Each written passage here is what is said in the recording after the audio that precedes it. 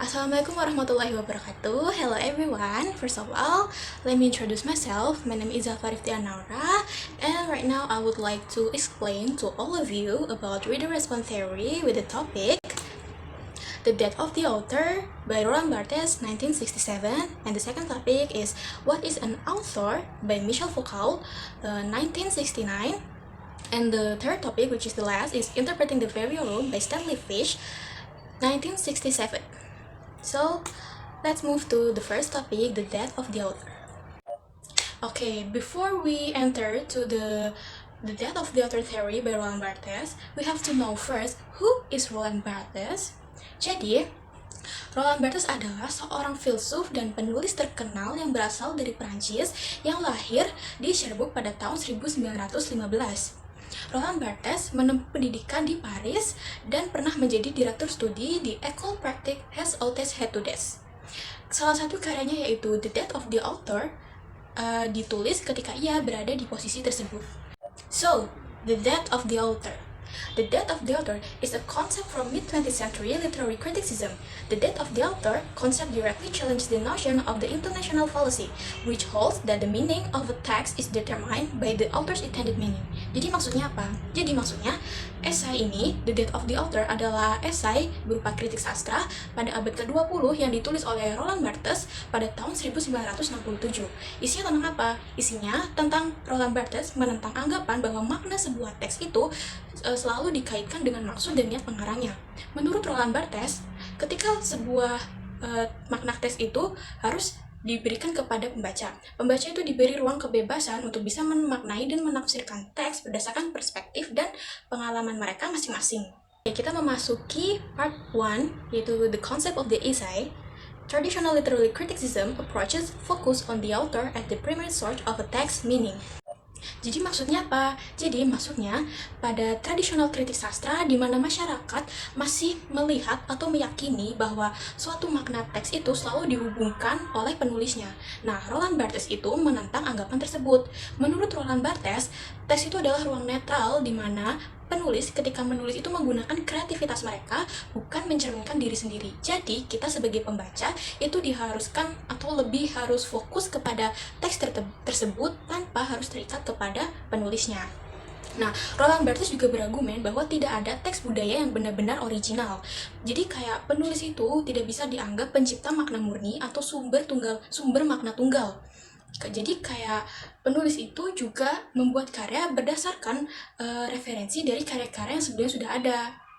Nah, Roland Barthes juga menegaskan bahwa makna suatu teks itu bersifat otonom atau berdiri sendiri, terlepas dan tidak tergantung oleh asal-usul penulisnya.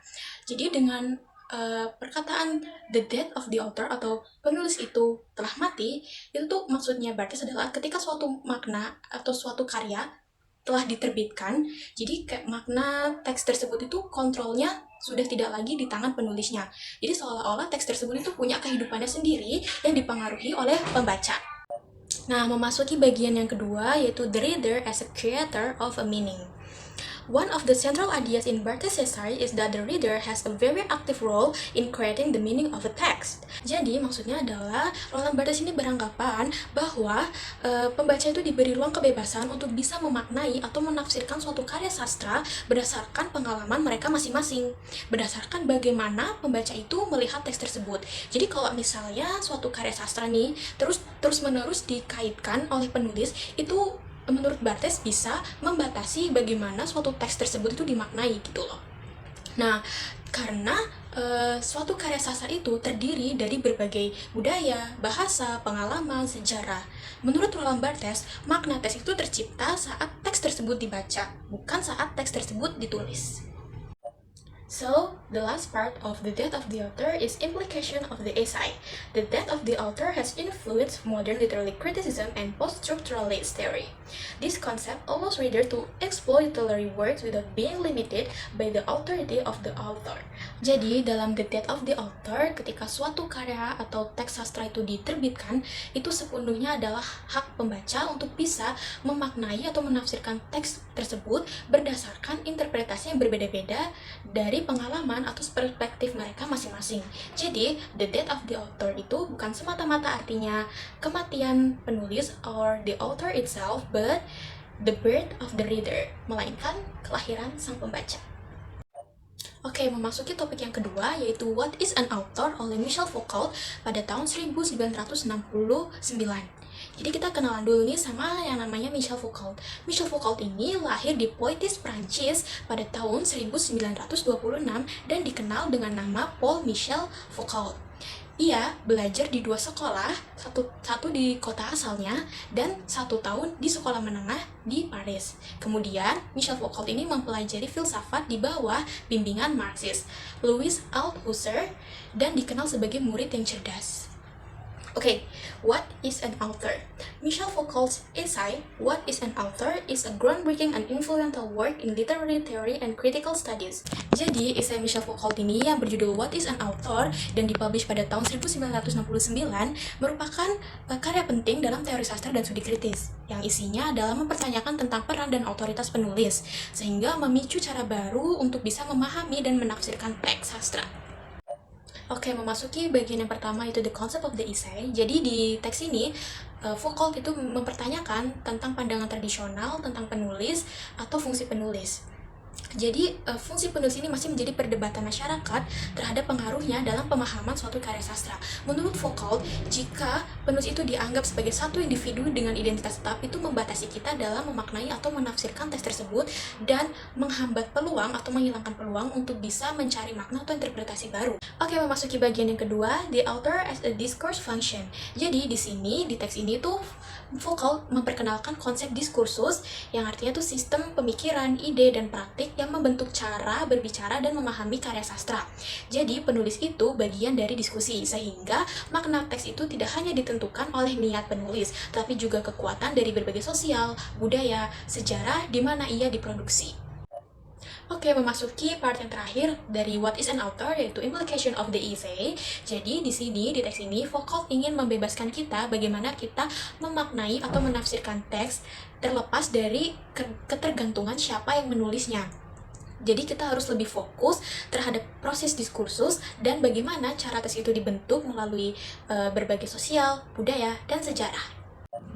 So, we enter to the last topic of this material is Interpreting the Variorum by Stanley Fish in 1976. So, siapa sih Stanley Fish itu? Jadi, Stanley Fish atau yang dikenal dengan Stanley Eugene Fish yang lahir pada 19 April 1938 di Rhode Island, Amerika Serikat adalah seorang kritikus sastra yang berasal dari Amerika yang dikenal dengan ready-response theory. Jadi, apa sih maksudnya Interpreting the Variorum bagi Stanley Fish? Jadi, Fish berargumen bahwa tidak ada teks yang memiliki makna yang tetap, melainkan makna teks itu diciptakan dari interaksi pembaca dan teks dan dipengaruhi oleh komunitas mereka. Ini berarti bahwa dari berbagai latar belakang budaya dan sosial, pembaca akan memiliki interpretasi atau makna yang berbeda dari teks yang sama.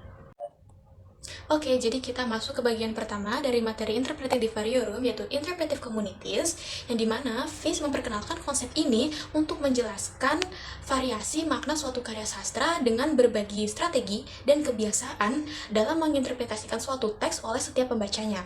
Jadi, makna teks itu diciptakan oleh sebuah komunitas, bukan berdasarkan teks itu sendiri.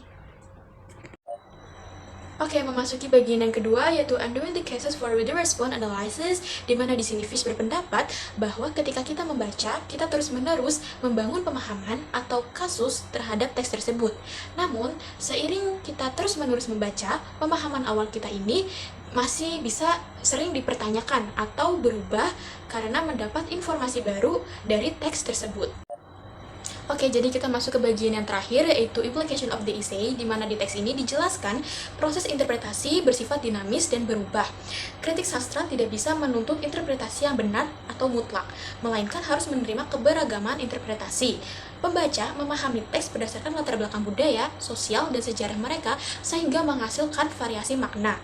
Fish menekankan bahwa interpretasi bersifat kolaboratif dan berkembang, sehingga komunitas yang berbeda akan mendapatkan makna yang berbeda pula.